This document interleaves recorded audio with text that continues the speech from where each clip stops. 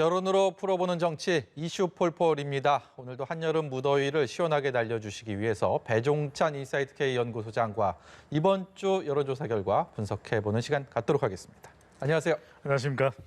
많이 기다렸습니다. 네.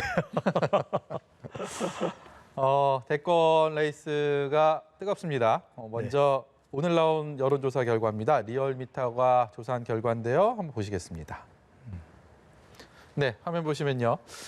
윤석열 전 총장이 가장 앞서 있고 이재명 지사가 뒤따르는 모양새, 그리고 이낙연 전 대표가 이제 3위에 랭크가 돼 있는데 문제는 윤석열 전 총장은 꽤 낙폭이 크고요. 이재명 지사는 올랐습니다. 이낙연 지사 전 대표는 그보다 더 올랐고. 그렇죠. 그러면서 이제 오차 범위 내로 딱 형성이 돼 있는 그런 모습인데요.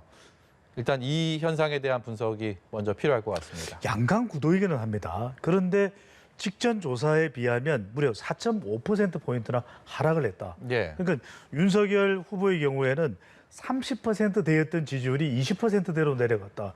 이것은 상당히 다른 차원의 결과일 수가 있거든요. 30%대였던, 그러니까 자동응답 조사, AR에서 조사에서는 대체로 높은 편으로 지지율이 나왔던 것이 윤석열 후보였는데 최근에 또 거침없이 행보를 합니다. 또 반기문 전 유엔 사무총장까지 만났어요. 오늘 만났죠. 그런데 지지율은 오히려 더 내려가는 결과로 나타났다. 초조할 것 같아요, 이런 상황이면. 이건 아무래도 다른 곳보다도 중도층과 MZ세대, 2030 세대가 또 이탈을 했을, 그렇게 이제 가능성이 높다고 이제 분석을 할 수 있거든요. 그게 왜 그럴까? 최근에 거침없이 행보를 하고 있지만 그럼에도 불구하고 배우자와 관련된 의혹이 완전하게 해명이 되지 않는, 해소가 되지 않거든요. 그럴 경우에는 논란이 길어지게 되면 항상 우리 이슈 폴폴 공식으로 말씀드립니다. 논란이 길어지면 어떻게 된다? 부정적인 평가를 받게 된다. 그래서 지지율이 내려갔고, 이재명 후보의 경우에는 여당 경선 때 조금 힘들었다는 평가를 받았지만 지지층이 좀 결집을 하면서 더 결집을 하면서 올라간 그런 결과로 나타나는데, 사실 가장 주목받는 것은 이낙연. 그렇죠. 여성의 마음을 사로잡으며 품격을 드러낸 가을 남자다. 너무 띄워주시는 거 아닙니까? 좀 낮출까요?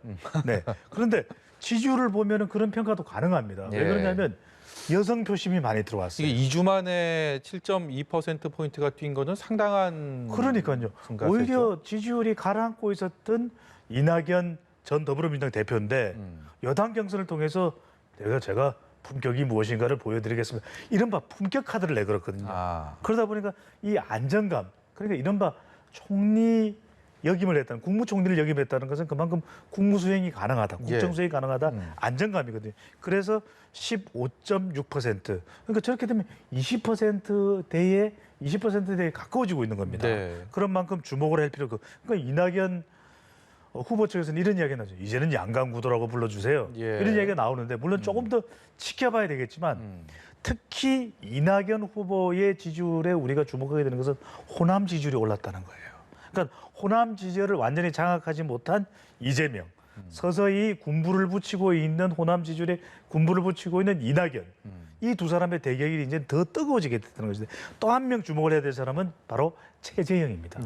자, 저기 최재형 전 원장은 오늘 국민의힘 입당을 했는데 이 조사 기간이 월요일 날과 화요일 날 했기 때문에 당시에는 이제 무소속이었죠. 특정 정당이 아니었기 때문에 저희가 회색으로 저렇게 표기를 한 겁니다. 참고로. 근데 깜짝 놀랄 만한 애는 보수 야권 후보 중에서는 윤석열 다음이에요. 그러니까요. 아니 지금 아직까지 이 조사 결과는 국민의힘 입당하기도 전인데 아직 대선 출마 선언도 안 했는데, 물론 한 자리에서 지지율이긴 하지만 윤석열 다음이라는 것이 중요한 거죠. 그만큼 윤석열 후보가 흔들릴 때 누가 치고 들어간다?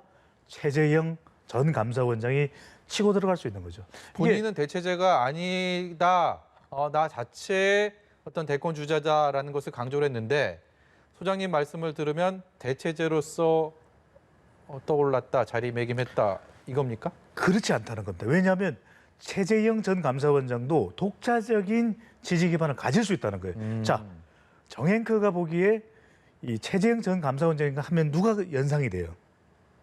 문재인 대통령과 이 감사원장 자리에서 그거 아닙니까? 공부를 안 했군요.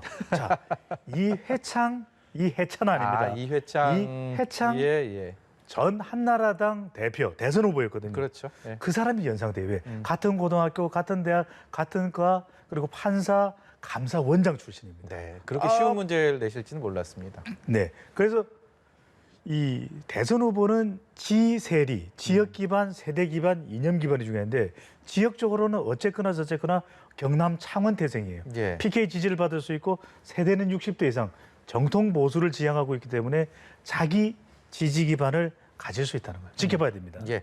다음 지표 좀 보여주세요. 다음 지표는 4개 여론조사 기관 공동조사 결과인데 이것은 이재명, 윤석열, 네. 이낙연 이 순인데 앞선 조사랑은 조금 차이가 있습니다. 이거 조사 그렇죠. 방식에 물론 차이가 있기 때문에 네. 이 지표에 대한 분석도 부탁드리겠습니다. 조사 방법의 가장 큰 차이인데 그래서 특히 이제 윤석열 후보에 대한 지지율은 면접원이 직접 하는 조사는 좀 다릅니다. 그러다 네. 보니까 윤석열 후보의 경우에는 20%로 나타났고 대체로 면접원이 직접 하는 이 4개 조사 기관의 조사의 경우 2개 조사 기관이 이제 번갈아 가면서 조사를 하는데 이재명 지사의 지지율이 이 후보의 지지율이 더 높게 나타났죠. 예, 예. 자, 역시 주목을 할 인물은 이낙연 후보입니다.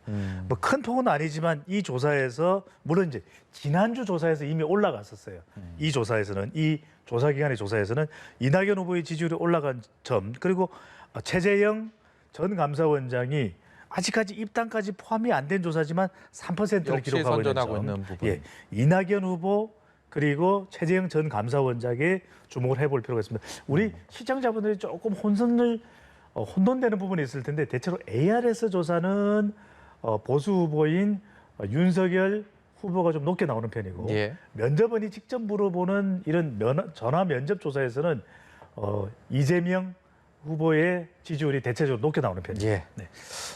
앞서서 이제 호남 지역의 민심을 말씀하셨는데 네. 그 지표 좀 보겠습니다. 이낙연 전 대표 그리고 이재명 지사 어떻게 호남에서 지지율을 얻고 있는지 6월부터 해서 현재까지의 이 흐름입니다. 상당히 흥미롭습니다. 왜냐하면 이재명과 이낙연의 대결 호남에 달려 있습니다. 가만히 보시면 자 경선이 본격화되기 전에 예비 경선입니다. 네. 6월 마지막 주쯤 하더라도 호남에서 큰 차이로 이재명 후보가 이기고 있었어요. 네. 그런데 경선이 진행되면서 서서히 따라붙기 시작하면서 자 이번 주 조사에서는 뭡니까? 이낙연 후보가 30%, 이재명 후보가 27%. 역전을 했습니다. 그러니까요. 그러니까 경선이 진행되면서 오히려 이재명 후보는 호남 지지율에 세기를 박아야 되는데 그렇지 못하고 오히려 호남의 유권자들은 우리가 굳이 당장 또 섣불리 이재명 후보에게 힘을 빨리 실을 필요는 없겠다. 선택지를 좀 넓혀보자. 이재명이든 이낙연이든 우리 호남 지지를 더 많이 받을 수 있고 앞으로 당선 가능성이 높은 사람에게 우리가 투표하면 된다. 기다려보자. 우리 아직 선택할 필요 없다. 이렇게 선택의 폭이 넓어지는 결과인데 그 선택의 폭이 넓어지는 와중에 이낙연 후보가 호남 지지를 더 회복해가는 결과로 나타난 거죠. 이낙연 대 이재명, 이재명 대 이낙연 앞으로도요. 호남에 달려 있습니다. 다음 주제로 넘어가기 전에요. 네. 오늘 가장 정치권에서 뜨거웠던 이슈 중에 하나가 최재형 전 감사원장의 국민의힘 입당인데 네. 오늘 나온 결과들은 입당 전에 조사했던 거기 때문에 이제 다음 주에 네. 이 입당이 최재형 전 감사원장의 어떤 지지율에 어느 정도의 영향을 미칠 것으로 보시는지 여쭤보겠습니다. 이제부터는 영향을 미칠 수밖에 없습니다. 자, 최재형 전 감사원장이 불과 6개월 전, 뭐 5개월 전만 하더라도 대선 후보로 거론되긴 했어요. 네. 설마 이 정도 일주일이야라고 생각을 하고 예상을 하기는 어려웠어요. 네. 그때만 하더라도 이준석 대표 돌풍이 불지 않았고 또 국민의힘 지지율이 이만큼이나 올라가거나 또 지난 4월 7일 재보궐선거에서 국민의힘이 이길 줄 몰랐던 거예요. 올 초만 하더라도. 예. 그런데 이제 판세가 바뀌면서 보수 야권이 이 정권 교체할 가능성도 열려 있다 이렇게 평가가 되면서 이제는 지지 기반이 넓어지는 거죠. 자, 최재형 전 감사원장의 지지율을 보실 때는요. 첫 번째로 PK 지지율을 보시면 돼요.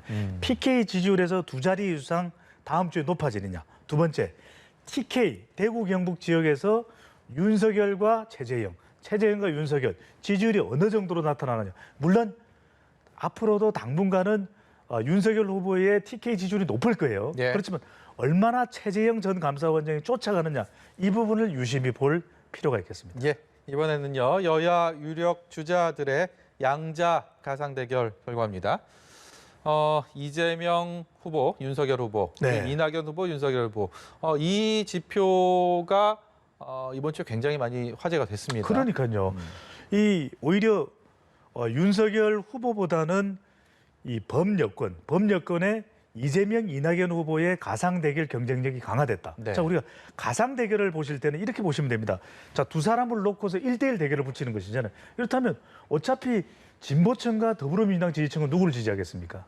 당연히 이재명, 이낙연. 이낙연 지지하겠죠. 예. 그러면 보수와 그다음에 국민의힘 지지층은 누구를 지지하겠습니까? 당연히 윤석열 후보를 지지하겠죠. 자, 그렇게 될 때 이것을 양자 대결을 결정짓는 가장 중요한 결정하는 계층, 결정하는 유권자는 누구였습니까? 그동안에 말씀하셨던 뭐 중도나 무당층이 아니겠습니까? MZ세대죠. 예. 그러니까 윤석열 후보의 경우에는 중도층과 이런 관련된 의혹들 때문에 중도층과 MZ세대가 흔들렸다. 네. 이렇게 볼 수가 있는 거죠. 반면에 오히려 돌아선 중도층과 그리고 MZ세대가 이재명과 이낙연 쪽으로 가면서 그러니까 이낙연 후보만 보더라도 한 달여 전만 하더라도 거의 52.4%대 30% 차이가 많았어요. 네. 그런데 윤석열 후보가 흔들리면서 중도층과 또 MZ세대를 가져가는 이낙연 후보 큰 차이가 아닙니다. 예. 이번 조사에서는 41대 36.7로 나왔는데 자, 이 그래프 계속 보실 필요가 있는 게 이러다 보니까 또 더불어민주당 지지층에는 어떤 생각이 나냐면 가상 대결 붙여봤더니 이재명도 윤석열하고 비슷하지만 이낙연도 비슷하네? 여기도 해볼만 하겠네. 그렇죠. 바로 그런 평가가 가능해지기 때문에 선택지가 더불어민주당 지지층과 호남에서는 더 넓어졌다고 볼 수가 있는 것이죠. 예.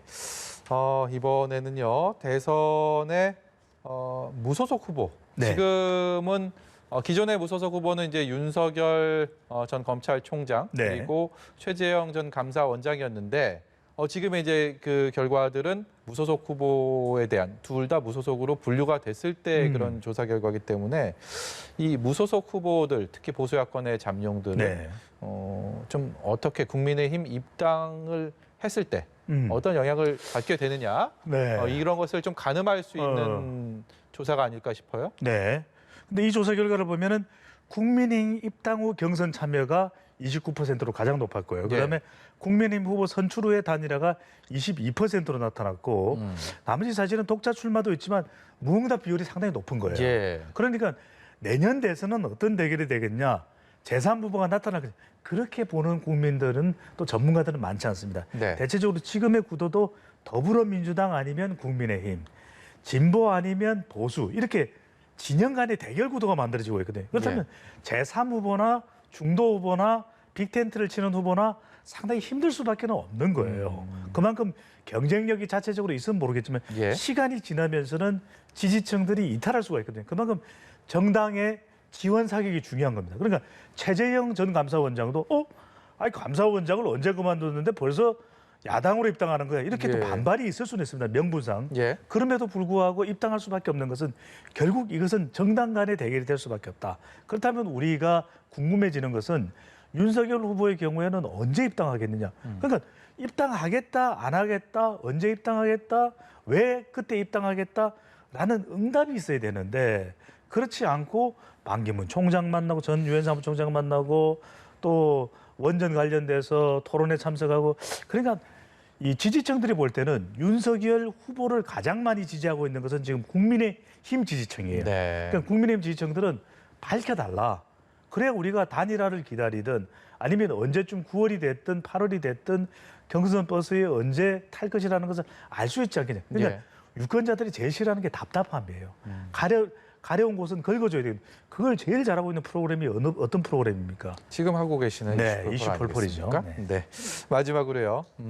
민주당, 국민의힘 지역적 기반이죠. 그리고 네. 호남과 TK의 최근의 지역 그 지지율 변화 추이를 볼 텐데요.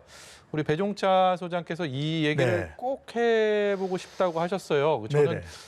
민주당의 호남 지역, 그다음에 국민의힘의 TK 지역의 지지율이 무슨 큰 의미가 있을까라는 생각이 들었는데. 의미가 있죠. 왜 그러냐면 더불어민주당의 심장과 신장은 광주 전라예요. 예. 여기에 달려 있습니다. 왜냐하면 광주 전라의 지지를 받아야 서울의 지지도 받을 수 있거든요. 네. 그렇다면 여권의 대선 후보에게는 어떤 지역이 제일 중요합니까? 광주 전라도 중요하고요. 뭐 수도권도 중요하고 다 중요한 거 아닙니까? 그 어떤 지역보다도 호남이 중요한 거죠. 왜? 서울 민심까지 호남에 달려 있는 거예요. 여기는 기본적으로 근데 많이 나오는 지역 아닙니까? 아니 그러니까 그래서 무슨 말씀 드리냐면 이재명이든 이낙연이든 추미애든 박용진이든 김두관이든 가장 중요한 지금 호남 지지를 얻어야 되는 거예요. 네. 다른 데 지지를 얻는 것은 그다지 지금 차기 대권에서는 중요하지 않다. 그다음에 국민의힘은 심장은 대구 경북, 신장은 부산 울산 경남이거든요. 네. 그러니까 심장에서 먼저 지지율을 끌어올려야 되잖아요. 여전히 국민의힘을 강력하게 지지하고 있는 것이 대구 경북이기 때문에 윤석열이든 최재형이든 홍준표든 유승민이든 또는 원희룡이든 예. 심지어 안철수든 어디 지지율을 가장 높여야 된다?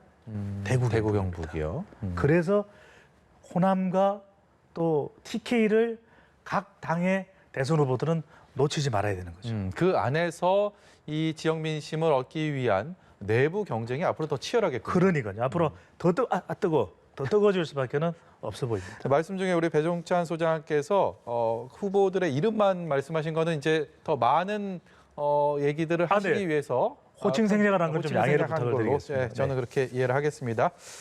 오늘 이슈폴폴 벌써 시간이 다 됐습니다.